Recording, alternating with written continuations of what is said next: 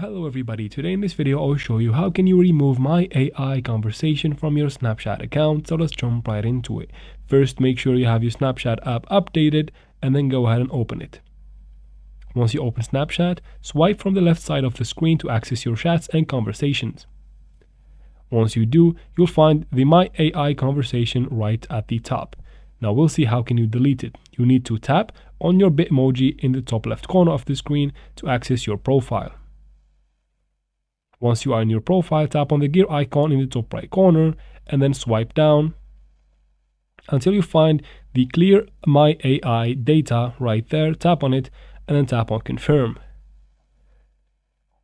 And that's pretty much it. Once you go back to your conversations and open the My AI conversation, you'll find it empty, and basically you have emptied your Snapchat My AI conversation.